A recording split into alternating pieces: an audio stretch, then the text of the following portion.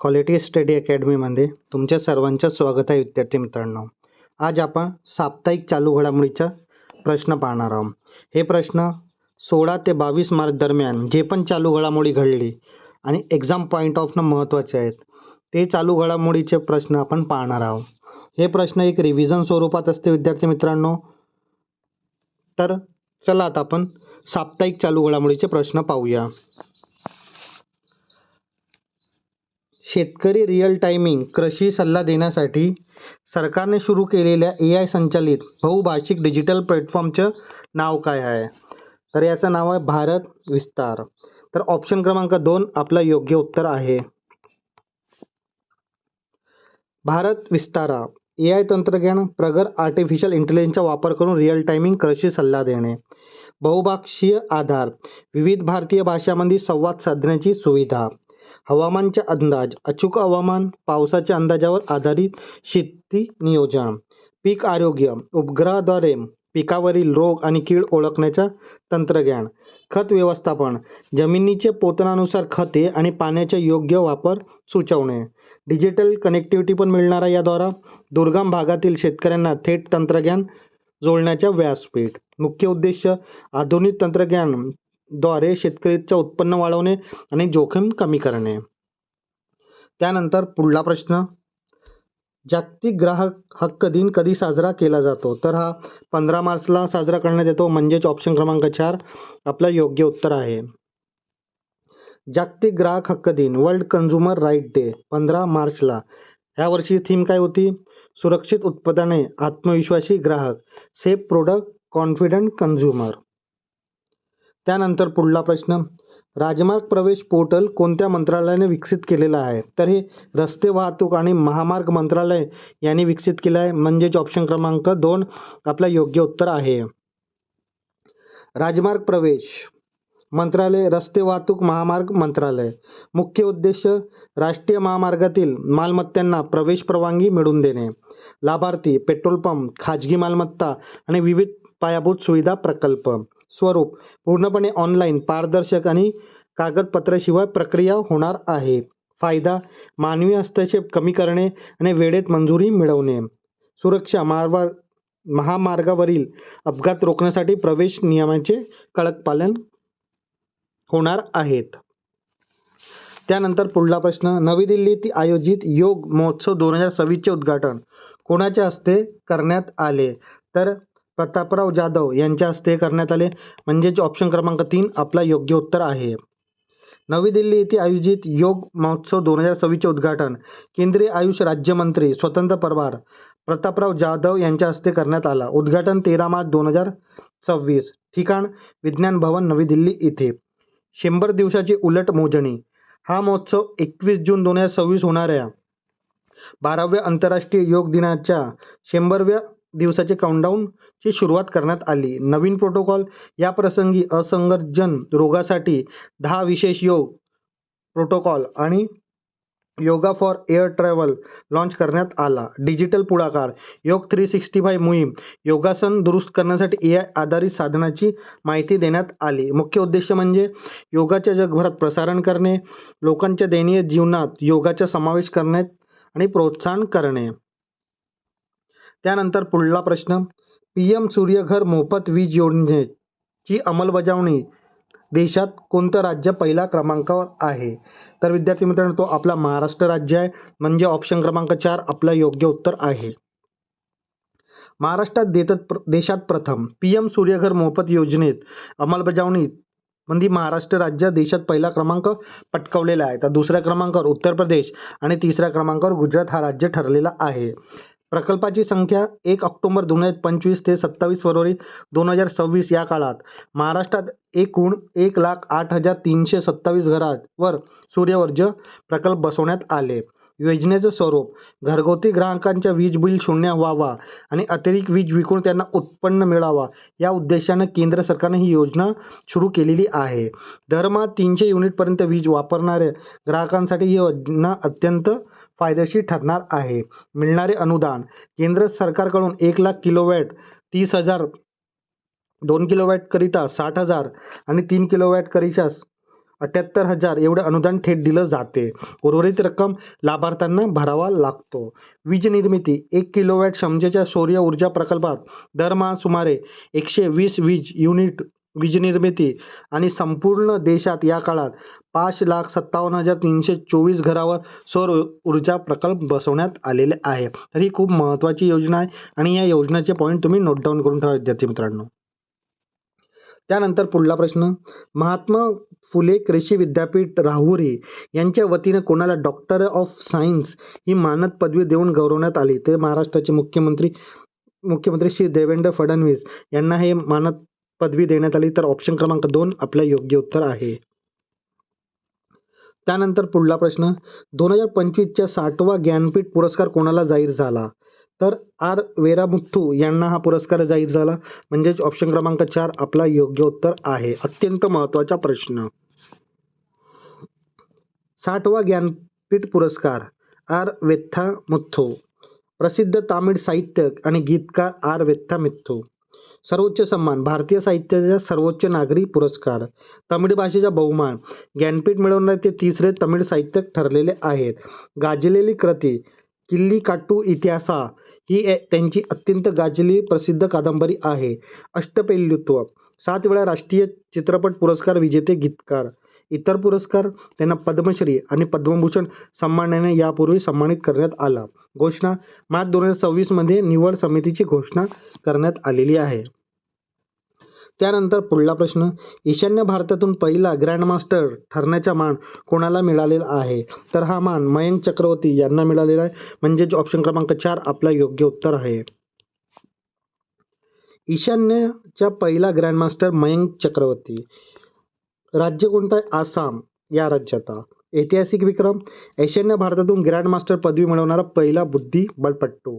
पात्रता, त्यांनी मार्च 2026 मध्ये त्यांचे सर्व आवश्यक ग्रँडमास्टर नॉर्म्स पूर्ण केलेले आहेत. प्रभाव, त्यांच्या यशामुळे ईशान्येकडे बुद्धिबळ संस्कृतीला मोठी चालना मिळणार आहे.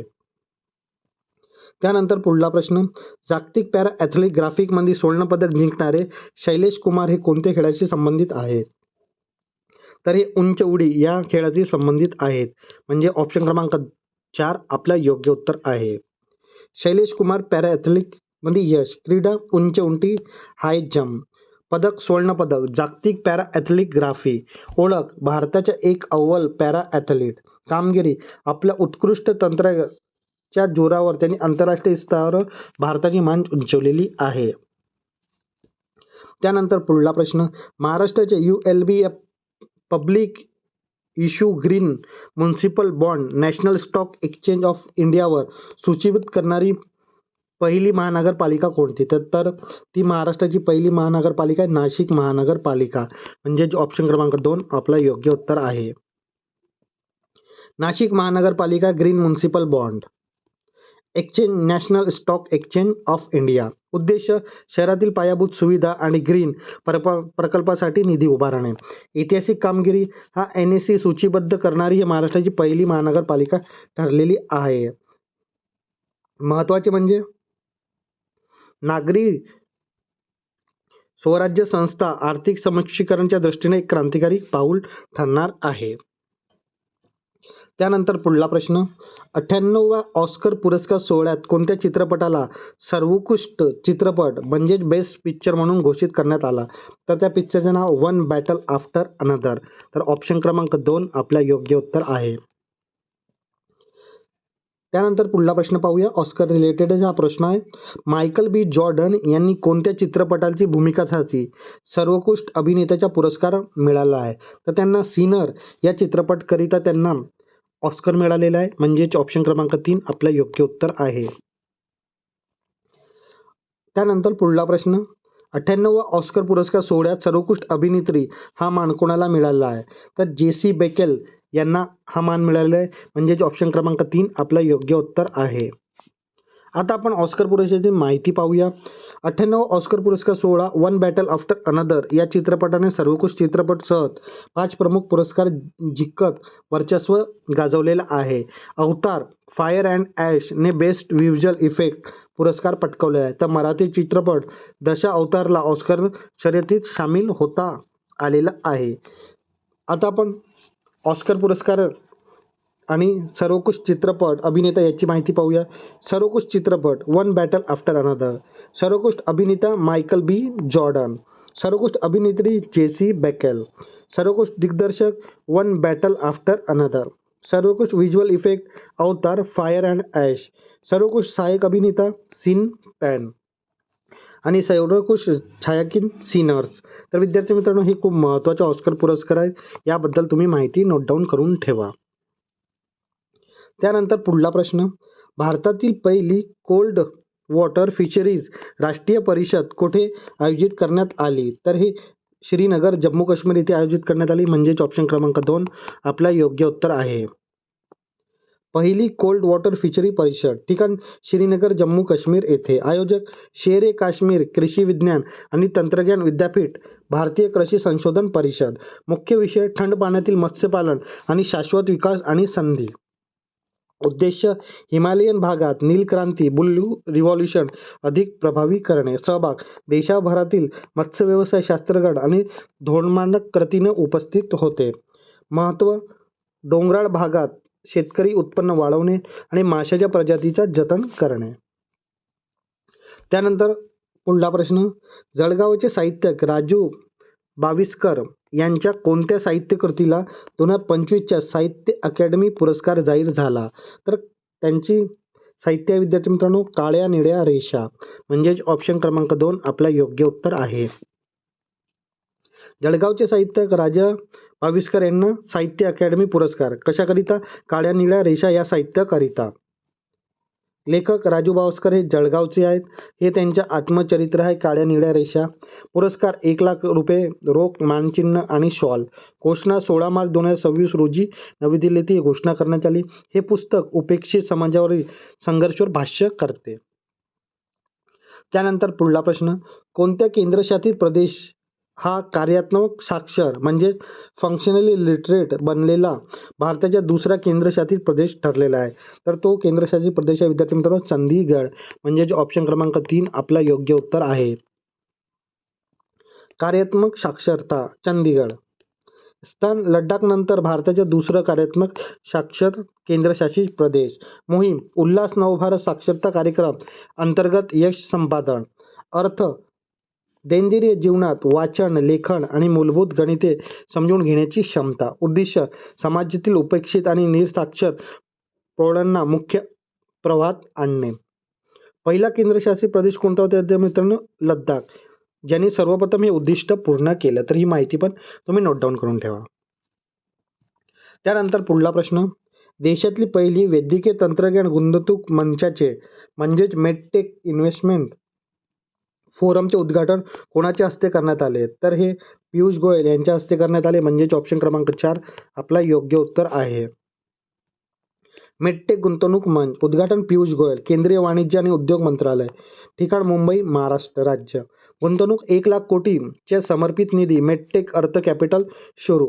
उद्देश स्वदेशी वैद्यकीय उपकरण निर्मितीला मेक इन इंडियाला चालना देणे. लक्ष MRI, CT स्कॅन, सर्जिकल रोबोटिकच्या भारतात उत्पादन करणे. वैद्यकीय तंत्रज्ञान क्षेत्रातील स्टार्टअपला पाठिंबा देणार आहेत.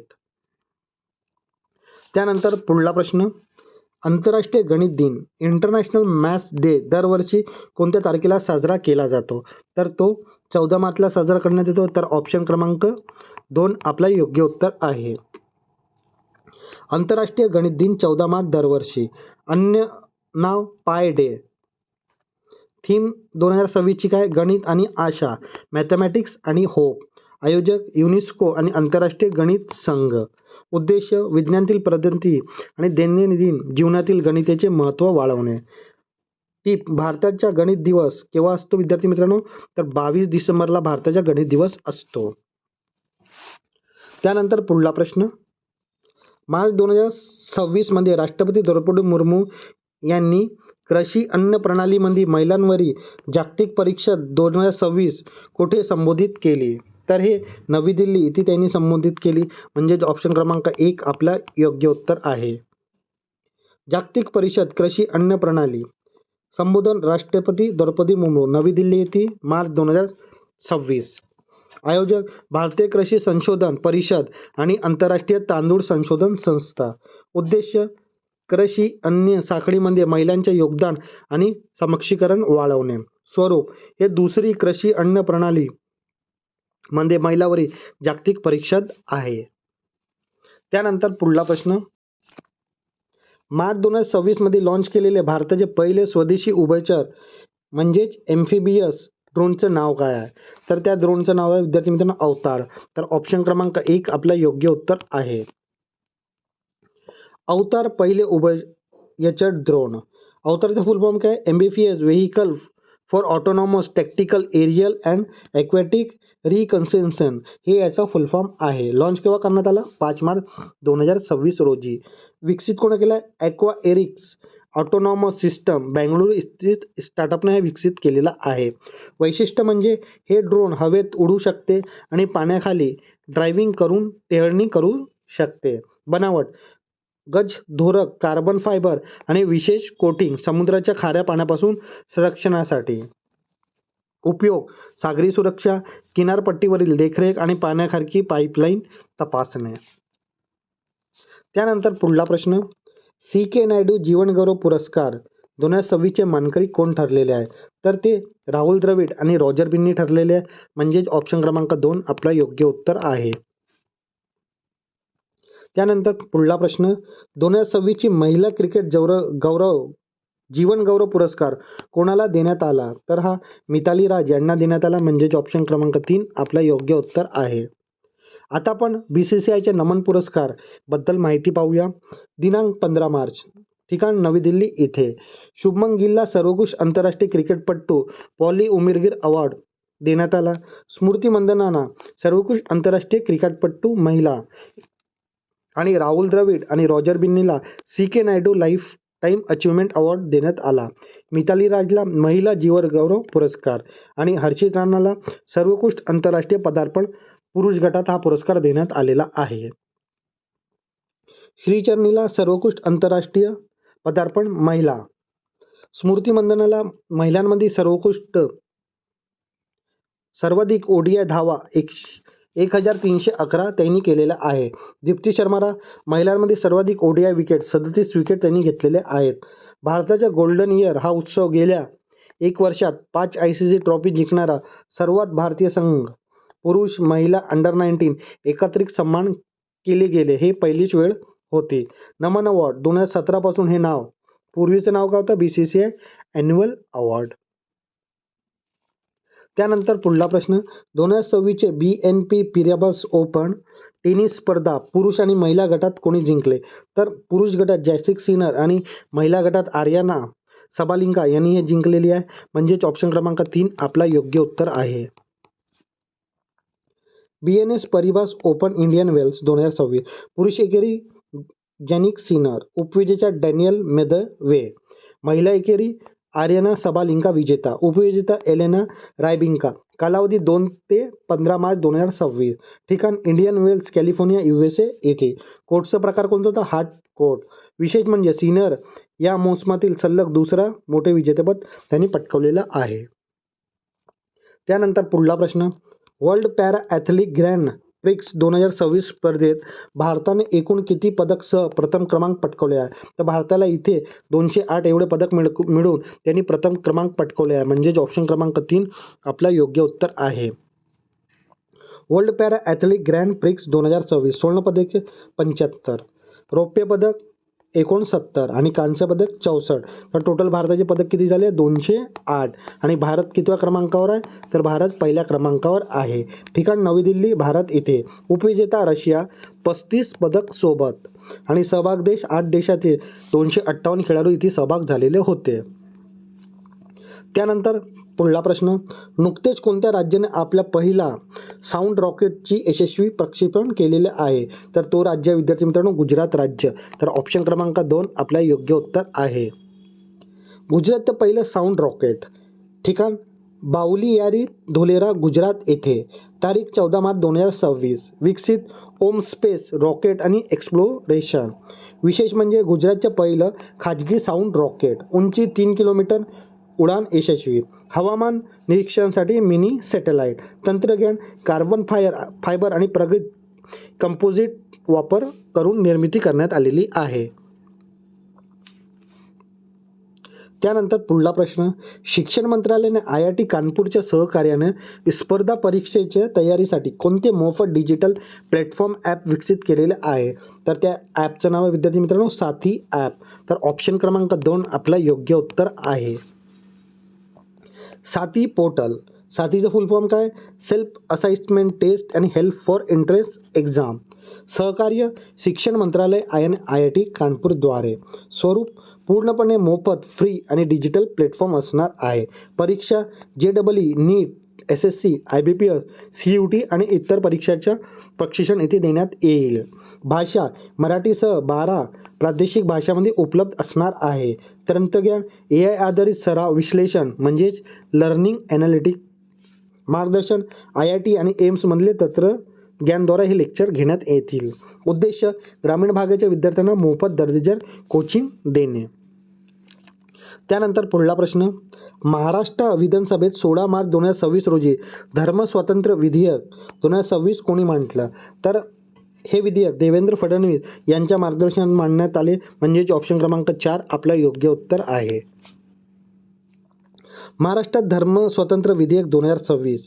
महाराष्ट्र धर्मस्वातंत्र्य विधेयक म्हणजे अँटी कन्व्हर्जन बिल. मांडले कोणी? गृह राज्यमंत्री पंकज भोयर. पण कोणाच्या मार्गदर्शनाखाली? तर देवेंद्र फडणवीस यांच्या मार्गदर्शनाखाली. तारीख 16 मार्च 2026. विधानसभेत मंजूर. प्रमुख तरतुदी बळजबरीने, आमिष दाखवून आणि फसवणूक होणाऱ्या धर्मांतरावर बंदी. शिक्षा दोषी आढळल्यास 7 वर्षाच्या कारावास आणि 1 लाख रुपयेपर्यंत दंड आकारला जाईल. अट धर्मांतर करू इच्छिणाऱ्या व्यक्तीला 60 दिवस आधी जिल्हा अधिकारी कार्यालयात नोटीस देणे बंधनकारक आहे. राजकीय भूमिका सत्ताधारी महायुती आणि शिवसेना UBT यांनी समर्थन दिलं, तर काँग्रेस आणि राष्ट्रवादी शरदचंद्र पवार यांच्या गटाने विरोध केलेला आहे. त्यानंतर पुढला प्रश्न, कोणत्या राज्य सरकारने वकिलांच्या हिंसाचार आणि छळापासून वाचवण्यासाठी ॲडव्होकेट प्रोटेक्शन बिल 2024 प्रस्तावित केलेले आहे? तर तो राज्य विद्यार्थी मित्रांनो गोवा राज्य. तर ऑप्शन क्रमांक 3 आपला योग्य उत्तर आहे.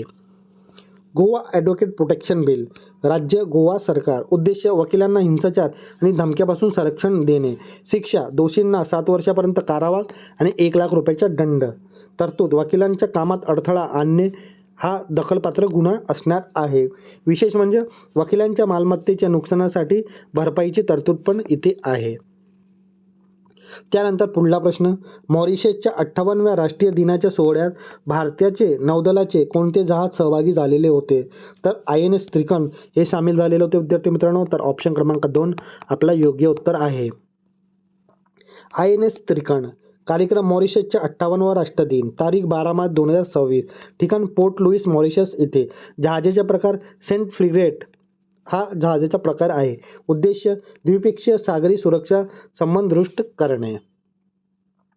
त्यानंतर पुढला प्रश्न, राष्ट्रीय लसीकरण दिन 2026 केव्हा साजरा करण्यात आला? तर हा 16 मार्चला साजरा करण्यात आला. तर म्हणजे ऑप्शन क्रमांक 2 आपलं योग्य उत्तर आहे. राष्ट्रीय लसीकरण दिन तारीख 16 मार्च 2026. थीम काय होती? Immunisation for all is humanly possible. इतिहास 16 मार्च 1995ला पहिली पोल्स मोहीम या स्मरणार्थ हा दिवस साजरा करण्यात येतो. उद्देश जीव घेणाऱ्या आजाराविरुद्ध लसीकरणाबाबत जनजागृती. विशेष म्हणजे 2026 मध्ये HPV आणि डेंग्यू लसीकरणावर विशेष भर दिला. त्यानंतर पुढला प्रश्न, सी ड्रॅगन 2026 हा बहुराष्ट्रीय पाणडुबी विरुद्ध युद्ध सराव कोणत्या देशाच्या नेतृत्वाखाली पार पडला? तर तो अमेरिका USA या देशाच्या नेतृत्वाखाली पार पडलेला आहे. म्हणजेच ऑप्शन क्रमांक 2 आपला योग्य उत्तर आहे. सी ड्रॅगन 2026च्या सरावात भारताचे नौदलाचे कोणते प्रगत समुद्री पाणतळ ठेवणारे विमान सहभागी झालेले आहे? तर P-8I हे सहभागी झालेले आहेत. म्हणजेच ऑप्शन क्रमांक 3 आपला योग्य उत्तर आहे. सी ड्रॅगन 2026 नेतृत्व अमेरिका US नेव्ही. ठिकाण गुयाम अमेरिका. प्रकार बहुराष्ट्रीय पाणडुबी विरुद्ध सराव अँटी सबमरीन वेलफेअर. सहभागी देश भारत, अमेरिका, ऑस्ट्रेलिया, जपान आणि न्यूझीलंड. भारतीय विमान P-8I सागरी गस्ती विमान येथे सहभागी झालेला होता. मुख्य उद्देश पाणडुबी विरुद्ध मोहिमेसाठी समन्वय वाढवणे. विशेष पुरस्कार म्हणजे ड्रॅगन बेल्ट. त्यानंतर पुढला प्रश्न, ऑटोमोटिव्ह टायर मॅन्युफॅक्चरिंग असोसिएशनच्या अध्यक्षपदी कोणाची पुन्हा निवड करण्यात आलेली आहे? तर अरुण मामेन यांची पुन्हा निवड करण्यात आली, म्हणजेच ऑप्शन क्रमांक 1 आपलं योग्य उत्तर आहे. ऑटोमोटिव्ह टायर मॅन्युफॅक्चरिंग असोसिएशन नेतृत्व, अध्यक्ष अरुण मामेवे पुन्हा निवड, पद व्हाईस चेअरमॅन आणि MD MRF लिमिटेड, उपाध्यक्ष राजश्री मोहित्रा व्यवस्थापक संचालक आणि ब्रिस्टोन इंडियाचे, नवीन महासंचालक संजय चॅटर्जी. राजीव बुधराजा यांच्या नेतृत्वानंतर 31 मार्च 2026 पासून हा पदभार त्यांनी स्वीकारला आहे. घोषणा 16 मार्च 2026 रोजी. ऑटोमॅटिक टायर मॅन्युफॅक्चरिंग असोसिएशनच्या बद्दल आपण माहिती पाहूया. ही भारताची टायर उत्पादकची प्रमुख संस्था आहे, जिची स्थापना 1975 मध्ये झालेली. त्यानंतर पुढला प्रश्न, उत्तर प्रदेशाची हवेची गुणवत्ता सुधारण्यासाठी कोणत्या संस्थेने $300 दशलक्ष कर्जाची मंजुरी दिलेली आहे? तर ते आहे विद्यार्थी मित्रांनो जागतिक बँक म्हणजे वर्ल्ड बँक. तर ऑप्शन क्रमांक 2 आपला योग्य उत्तर आहे. उत्तर प्रदेश स्वच्छ हवा प्रकल्प संस्था वर्ल्ड बँक जागतिक बँक, $300 दशलक्ष म्हणजे सुमारे 2500 कोटी एवढी मदत. लाभार्थी उत्तर प्रदेश सरकार. उद्दिष्ट हवेची गुणवत्ता सुधारणे आणि वायू प्रदूषण कमी करणे. देखरेख 200 नवीन वायू गुणवत्ता केंद्र म्हणजेच एअर क्वालिटी स्टेशन स्थापित करणे. क्षेत्र कृषी, कचरा व्यवस्थापन, उद्योग, वीज भट्ट्या आणि वाहतूक, ई-बस. कालावधी 10 वर्षाचा कर्ज 2 वर्षात सवलतीसोबत. स्वाक्षरी मार्च 2026 मध्ये उत्तर प्रदेशने इथे स्वाक्षरी केलेली आहे. त्यानंतर पुढला प्रश्न, पहिला बिमस्टेक युवा व्यावसायिक आदान प्रदान कार्यक्रम महाराष्ट्राच्या कोणत्या 2 शहरात आयोजित करण्यात आलेला होता? तर हा मुंबई ते पुणे या 2 शहरात आयोजित करण्यात आलेला होता विद्यार्थी मित्रांनो. तर ऑप्शन क्रमांक 3 आपला योग्य उत्तर आहे. बिमस्टेक युवा व्यावसायिक कार्यक्रम मुंबई पुणे महाराष्ट्र येथे आयोजित. कालावधी 9 ते 14 मार्च 2026. यजमान भारत परराष्ट्र मंत्रालय. सहभागी देश 7 देश होते विद्यार्थी मित्रांनो. कोणकोणते आपण पाहूया. भारत, नेपाळ, भूटान, श्रीलंका, बांगलादेश, थायलंड आणि म्यानमार. मुख्य हेतू काय? तरुण व्यवसायामध्ये प्रादेशिक सहकार्य आणि ज्ञानाची देवाणघेवाण करणे. महत्त्वाची भेट IIT मुंबई आणि IIM पुणे यासारखे संस्था. वैशिष्ट्य म्हणजे बिमस्टेक अंतर्गत असा हा पहिलाच कार्यक्रम आहे आणि हा महाराष्ट्रामध्ये झालेला आहे. तर एक्झाम पॉईंट ऑफ व्ह्यू हा महत्त्वाचा इव्हेंट आहे विद्यार्थी मित्रांनो. त्यानंतर पुढला प्रश्न, ओडिशा राज्यातील पहिले स्मार्ट विलेज म्हणून कोणत्या गावाची निवड झालेली आहे? तर कुसनपूर या गावाची निवड झाली आहे, म्हणजे ऑप्शन क्रमांक 1 आपला योग्य उत्तर आहे. ओडिशाचे पहिलं स्मार्ट विलेज कुसनपूर गाव. जिल्हा केंद्रपाडा येथे. संस्था CSIR council of scientific and industrial research. संकल्पना लॅब टू लँड प्रकल्प. तंत्रज्ञान सौर ऊर्जा, स्वच्छ पाणी आणि आधुनिक शेती तंत्रज्ञान. व्याप्ती CSIRने देशातील निवडले 6 मॉडेल गावापैकी एक. घोषणा मार्च 2026 मध्ये. त्यानंतर पुढला प्रश्न, 2026च्या प्रित्यजक आर्किटेक्चर पुरस्कार कोणाला जाहीर झाला? तर हा स्माईल रॅडिक यांना हा पुरस्कार झाला. तर स्माईल जान रॅडिक हा पुरस्कार त्यांना मिळालेला आहे. प्रित्यजर आर्किटेक्चर पुरस्कार विजेते स्माईल जन रॅडिक क्लार्क, देश चिली. मानकरी 55वे ते आर्किटेक्ट आणि चिलीचे दुसरे मानकरी ठरलेले आहेत. घोषणा 12 मार्च 2026. विशेष म्हणजे साहित्याच्या मटेरियल नाविन्यपूर्ण वापर.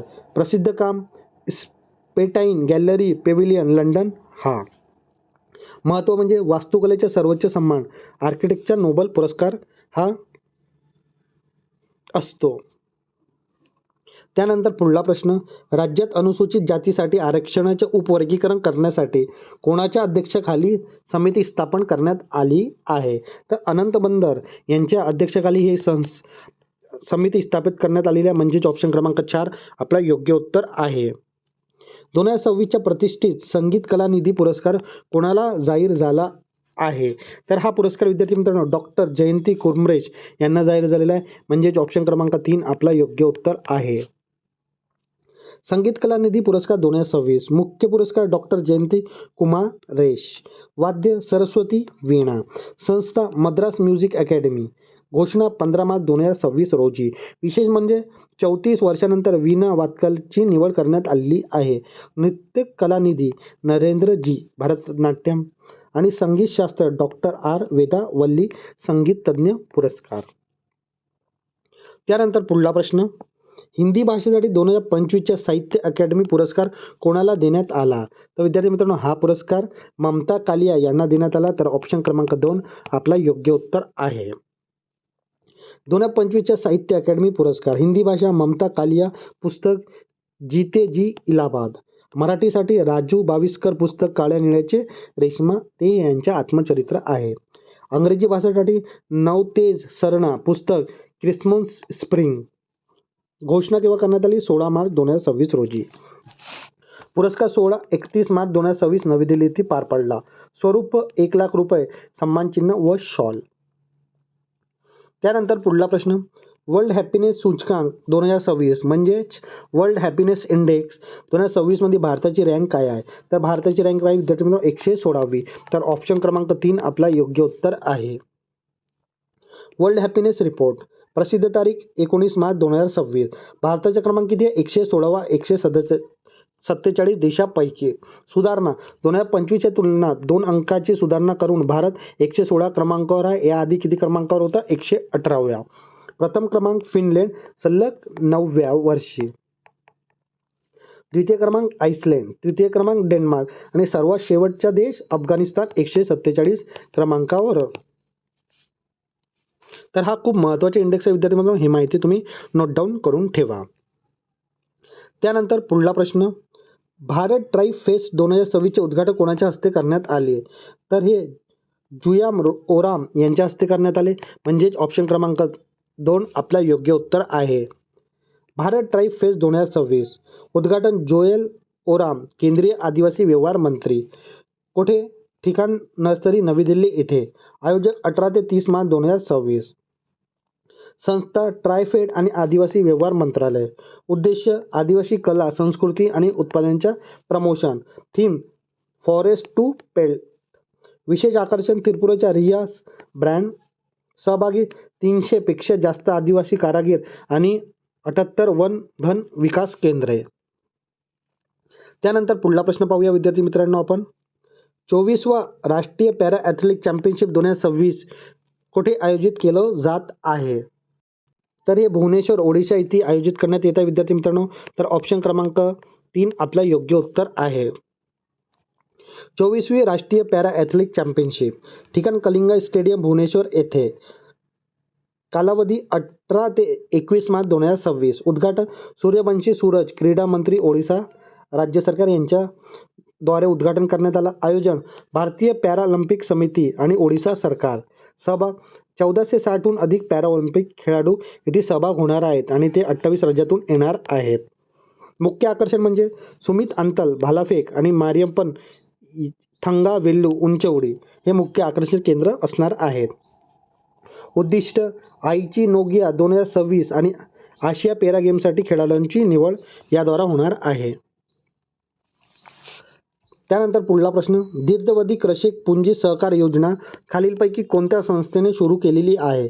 तर ही राष्ट्रीय सहकार विकास महामंडळ NCDCने सुरू केलेली आहे. म्हणजेच ऑप्शन क्रमांक 3 आपला योग्य उत्तर आहे. आता आपण याबद्दल माहिती पाहूया. दीर्घावधी कृषी पुंजी सहकार योजना संस्था NCDC राष्ट्रीय सहकार विकास महामंडळ. उद्देश्य शेतीमध्ये दीर्घकालीन भांडवल गुंतवणूक वाढवणे. क्षेत्र सिंचन, ट्रॅक्टर खरेदी, दुग्ध व्यवसाय आणि प्रक्रिया उद्योग. कर्ज 5 ते 10 वर्षासाठी दीर्घमुदती कर्ज.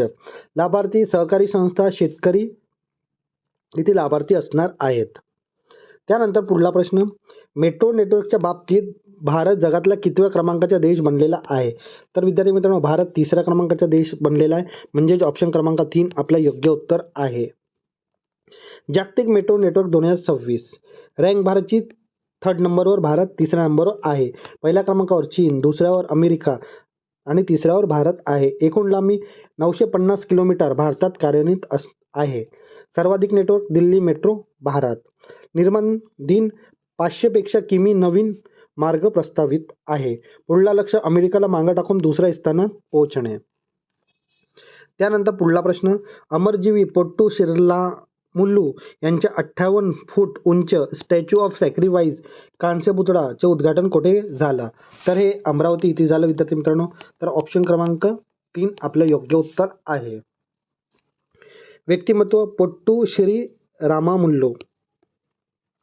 ठिकाण नेल्लूर आंध्र प्रदेश इथे. उंची 58 फूट कांस्य पुतळा. नाव स्टॅच्यू ऑफ सॅक्रिफाईस. वैशिष्ट्य हा जगातला त्यांचा सर्वात उंच पुतळा मानला जातो. उद्घाटन मार्च 2026 या रोजी. त्यानंतर पुढला प्रश्न, आशियात सर्वात मोठा टुलिप गार्डन कोणत्या शहरात स्थित आहे? तर हे श्रीनगर इथे स्थित आहे विद्यार्थी मित्रांनो. तर ऑप्शन क्रमांक 2 आपला योग्य उत्तर आहे. आशियातील सर्वात मोठा टुलिप गार्डन श्रीनगर जम्मू काश्मीर येथे. पार्श्वभूमी जबरवान डोंगरच्या पायाशी. जवळचे सरोवर कोणते आहे? दल सरोवर. अधिकृत नाव Indira Gandhi memorial tulip garden. विस्तार सुमारे 30 हेक्टर आणि 74 एकरमध्ये हा गार्डन आहे विद्यार्थी मित्रांनो. टुलिपवान 73पेक्षा जास्त प्रकार आणि 17 लाखहून अधिक फुले. टुलिप महोत्सव 2026 20 मार्च 2026 पासून पर्यटकांसाठी खुले असणार आहे. त्यानंतर पुढला प्रश्न, दिव्यांग शक्ती योजना कोणत्या राज्य सरकारने सुरू केली आहे? तर विद्यार्थी मित्रांनो हे आंध्र प्रदेश या राज्याने सुरू केलेली आहे. तर ऑप्शन क्रमांक 3 आपला योग्य उत्तर आहे. दिव्यांग शक्ती योजना आंध्र प्रदेश. मुख्यमंत्री एन चंद्रबाबू नायडू. मुख्य लाभ दिव्यांगांना मोफत बस प्रवास, सवलत, मदतीसाठी अटेंडन्स, तिकीट दर 50% सवलत. पात्रता 40% किंवा त्याच्यापेक्षा दिव्यांगत्व. सुरुवात 18 मार्च 2026 युगादी या सणाच्या औचित्याने. उद्देश दिव्यांगाची गतिशीलता आणि आर्थिक स्वावलंबन वाढवणे. त्यानंतर पुढला प्रश्न, सिटी युनियन बँकेने कोणत्या खेळाडूंच्या मुख्य अँबॅसेडर म्हणून नियुक्ती केलेली आहे? तर विद्यार्थी मित्रांनो भारताचे क्रिकेटपटू रवींद्र जडेजा यांची निवड केलेली आहे ब्रँड अँबॅसेडर म्हणून. त्यानंतर पुढला प्रश्न, एकाच आर्थिक वर्षात 50 दशलक्ष टन लोहा खनिजाचे उत्पादन करणारी भारताची पहिली खाण कंपनी कोणती? तर NMDC लिमिटेड ही भारताची खाण कंपनी आहे विद्यार्थी मित्रांनो. तर ऑप्शन क्रमांक 3 आपला योग्य उत्तर आहे. NMDC 50 दशलक्ष टन उत्पादनचा विक्रम. एकाच आर्थिक वर्षात 50 मेट्रिक टन लोहा खनिज उत्पादन करणारी पहिली company. Company NMDC national mineral development corporation. मुख्य कॅन बेलीबीडा छत्तीसगड आणि डोनीमाला कर्नाटक येथे. वाढ गेल्या वर्षाच्या तुलनेत 10% जास्त वृद्धी. 2026चे उत्पादन क्षमता 100 मेट्रिक टनपर्यंत नेण्याचे उद्दिष्ट आहे. त्यानंतर पुढला प्रश्न, राष्ट्रीय मागासवर्गीय आयोगाचे अध्यक्षपदी कोणाची नियुक्ती करण्यात आली आहे? तर साध्वी निरंजन ज्योती यांची निवड करण्यात आली. म्हणजेच ऑप्शन क्रमांक 4 आपले योग्य उत्तर आहे. राष्ट्रीय मागासवर्गीय आयोग. नवीन अध्यक्ष साध्वी निरंजन ज्योती, माजी केंद्रीय मंत्री. पदभार 18 मार्च 2026 रोजी स्वीकार. कोणाची जागा घेतली? हंसराज अहीर महाराष्ट्र यांची जागा घेतली. मूळ ते उत्तर प्रदेश हमीरपूर लोकसभा मतदारसंघाची आहेत. घटनात्मक दर्जा 102वी घटना दुरुस्ती कायदा 2018 अनुसार प्राप्त. संबंधित कलम भारतीय राज्यघटनेत कलम 338B इथे हे संबंधित आहे. नियुक्ती भारताच्या राष्ट्रपती द्वारा नियुक्ती केली जाते. रचना एकूण 5 सदस्य असतात. 1 अध्यक्ष, 1 उपाध्यक्ष आणि 3 सदस्य. अधिकार या आयोगाला दिवाणी न्यायालय, सिव्हिल कोर्टचे अधिकार आहेत. रोहिणी आयोग ओबीसीच्या पोट वर्गीकरण नेमलेला आयोग. मंत्रालय सामाजिक न्याय आणि सक्षमीकरण मंत्रालय. त्यानंतर पुढला प्रश्न, भारत ट्राय फेस्टचे आयोजन कुठे करण्यात येत आहे? तर हे नवी दिल्ली येथे करण्यात येत आहे विद्यार्थी मित्रांनो. तर ऑप्शन क्रमांक 2 आपलं योग्य उत्तर आहे. भारत ट्राय फेस्ट 2026 सुंदरी नर्सरी नवी दिल्ली येथे. कालावधी 18 ते 30 मार्च 2026. उद्घाटन केंद्रीय जनजाती मंत्री जुहान ओराम यांच्या हस्ते. आयोजक ट्रायफेड आणि जनजाती व्यवहार मंत्रालय. त्यानंतर पुढला प्रश्न, नुकतेच ब्रिटन सरकारने कोणाला knight commander of the most excellent order of the British Empire च्या प्रतिष्ठित सन्मान प्रदान करण्यात आला? तर ते टाटा सन्सचे अध्यक्ष आहेत विद्यार्थी मित्रांनो, एन चंद्रशेखरन. तर ऑप्शन क्रमांक 3 आपलं योग्य उत्तर आहे. प्रतिष्ठित सन्मान knight commander of the most excellent order of the British Empire. विजेते एन चंद्रशेखरन, टाटा सन्सचे अध्यक्ष. सन्मान देणारा देश युनायटेड किंगडम, UK सरकार. कोणाच्या वतीने? ब्रिटनचे राजे किंग चार्ल्स तृतीय यांच्या वतीने. कारण भारत युनायटेड किंगडम यांच्या व्यापारी संबंध आणि सहकार दृष्ट करण्यासाठी दिलेल्या महत्त्वपूर्ण योगदानाबद्दल. ओळख, टाटा समूहाचे नेतृत्व करणारे आणि जागतिक स्तरावर प्रभावी भारतीय उद्योजक आहेत.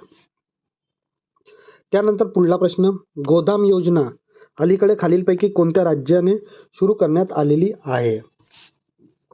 तर हे विद्यार्थी मित्रांनो छत्तीसगड राज्याने सुरू केलेली आहे. तर ऑप्शन क्रमांक 3 आपला योग्य उत्तर आहे. गोदाम योजना छत्तीसगड राज्याने सुरू केलेली आहे. मुख्य उद्देश बेसाहारा गोवंशाचे प्रश्न सोडवणे, ग्रामीण अर्थव्यवस्था मजबूत करणे. अंमलबजावणी, प्रत्येक जिल्ह्यात गोदाम उभारल्या जाणार आहेत. विशेष तरतूद, या गोशाळेमध्ये सेंद्रिय खत, ऑर्गॅनिक फर्टिलायझर आणि बायोगॅस उत्पादनावर भर दिलं जाईल.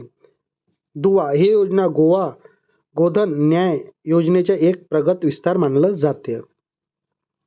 त्यानंतर पुढला प्रश्न, महाराष्ट्र राज्य महिला आयोगाची स्थापना कधी करण्यात आली? तर विद्यार्थी मित्रांनो हे 25 जानेवारी 1993 या रोजी करण्यात आली. म्हणजेच ऑप्शन क्रमांक 3 आपलं योग्य उत्तर आहे.